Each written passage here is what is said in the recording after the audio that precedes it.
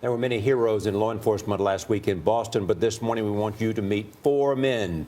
They took the most wanted man in America into custody. Senior correspondent John Miller is back with us. John. Good morning, Charlie. These 4 men were called into action as dusk was falling on Boston, and it appeared the sole surviving bomber was nowhere to be found. John Fight! With the city of Boston still in lockdown Friday, officers Kenny Tran, Sarah Thompson, Jeff Campbell, and Detective Brian Harrer of the Transit Police SWAT team got the call they were waiting for. What's the first thing you hear when that bell rings? An officer calling out shots fired over the radio. That's when we just grabbed our gear again and ran back outside, got in the truck and started heading in that direction. In your mind, what did you think you were going into? We knew we were going into what I believe was the culmination of this whole week. It was a week that saw 2 terrorists paralyze the city and critically wound Richard Donahue, a fellow transit police officer who was on their mind that night. To us, we're all family to each other, you know, and always watching each other's backs. It was very important. They soon found themselves on the scene where Johar Tsarnaev was hiding on a boat, and they got an assignment. They would be the arrest team. Once that got to the point where they were actually had some kind of dialogue with the suspect on the boat, they wanted a plan put in place.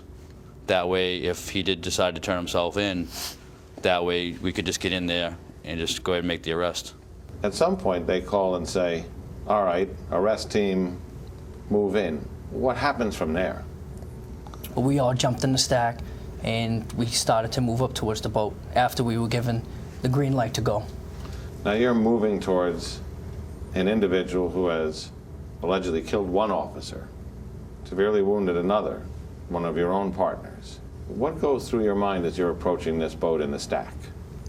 I think at times like that, you can't think about what has happened in the past. You know you're going after a dangerous suspect, but you still have to keep your mind in the game. And so their minds were in the game as they approached the boat. What's the first you see of the suspect? I saw the suspect sitting up on the, I believe it's called the gunnel of the boat, with one leg hanging over the side, and his hands were just sort of down by his side. He looked weak, he was shaky, appeared to be losing consciousness, and did have some wounds to his body. And what are you telling him to do? We're commanding him to get down off the boat because we don't know what he has on the inside of that gunnel, where his other hand is. We don't know if he has a weapon or some type of explosive ignition switch that he could just reach down and hit. Is he answering? He's not. He's not. He's just kind of staring at us. We waited to a point where, as we were getting closer to him and both hands came up, we saw that both hands were open. We bolted out in front of the shield at that point. It was the one chance we had, and we wanted to end this for everybody. I'm wondering what it's like when you're in a tactical mode. You think, I have a suspect. He may have a bomb on him. Well, just your training kick in, you know. You can't be scared. You just got to do the task at hand. So it becomes a little bit of muscle memory. Yep. Once in custody, the officers searched Johar for any weapons or explosives. Who cuffs him? I cuffed him. With the cuffs you carry all the time? Yes. And what was it like to be the person who put the handcuffs on probably the most wanted man anywhere? At that time, you don't think about that. I just put the cuffs on, brought his hand around, somebody else holding the other hand. These guys will help me along with other people. We cuffed the other hand, and we just moved out. Does it run like a movie through your head?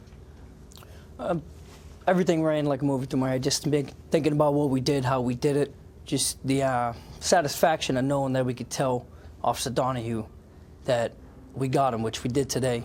We walked into the room, and we told him we got him, and it does feel good after a while.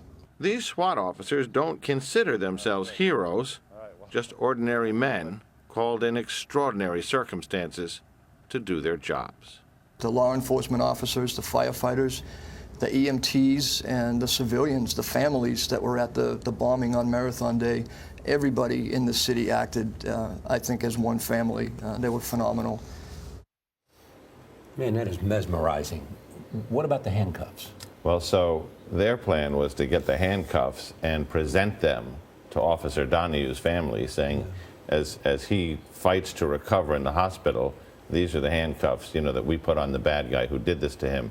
Unfortunately, the handcuffs went off with the prisoner into the ambulance, and that officer wants his handcuffs back. Yeah, as a memento. Well, they're going to mount it on a plaque and give it to the family. And I said, do you have the serial number for your handcuffs? He says, there's a name on it. I said, is it your name? He said, no, it's another name. I'm like, so you stole these handcuffs from somebody else, and now somebody took them from you? He said, well, never mind that. We'll find them. And as you pointed out, Officer Donahue was a transit police officer. This just happened to be transit police SWAT. You know, Nora, they're at the scene. It's chaos. And the FBI hostage rescue team tactical commander starts to dole out assignments. Your perimeter, your cover, watch your crossfire. You guys will be the arrest team. And they're like, we're going to be the arrest team on the guys who shot Officer Donahue. It was coincidental, yet extraordinarily special for them. Based on your experience, what kind of impact will this have on them? I think it will have an impact, not just this incident, but the whole week. And I can tell you for sure that between the officers who were in the gun battle the day before and throughout that week, this is the kind of thing where they're going to need to slow down right after this. And it would probably be wise to seek some kind of counseling, because these guys are running and gunning all the time, but after a week like that and that kind of intensity, you really need to step back and take a look at how it affects you. John Miller, thank you.